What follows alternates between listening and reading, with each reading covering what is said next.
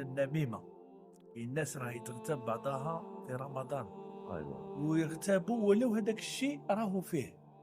أيوة. كيفاش تقول لنا الناس الشيخ؟ هو يعني باش نكونوا صرحاء، العلماء كان اللي يقول بأن النميمة تفطر. علاش؟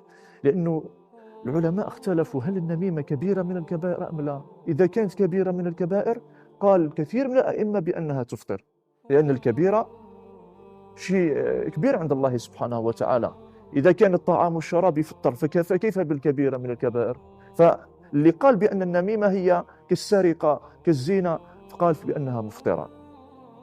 فلذلك الإنسان ينبغي أن يحذر، كما مثلا الناس اللي يكفروا على ربي في هذا الشهر الكريم، هذا شيء مفطر للإنسان، هذا يفطر الإنسان.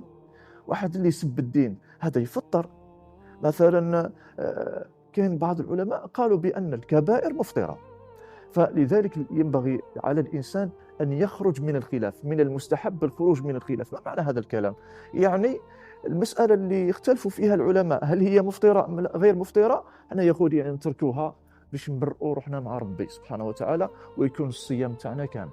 يعني بعد رمضان نكونوا من الناس اللي داو الجائزة، كما قال صلى الله عليه وآله بعد كل فطر، يعني بعد ما يخرج رمضان رب العالمين يعطي هذه الجائزة اللي هي الثواب العظيم والأجر العميم لمن جاء بصومه كاملا.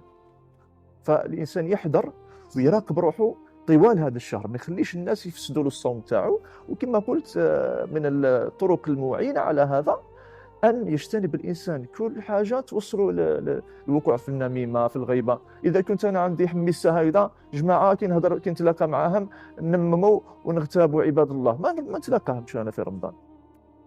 إذا كان مثلا أنا نشوف روحي إذا كان كي نتبع شاشة التلفاز في رمضان نفسد النهار تاعي، يا خويا ما نتبعش أنا شاشة التلفاز. وهكذا. ما نقولوا الدرجة بعد على الشر وغني له. الله يجازيك صح. يعطيك الصحة.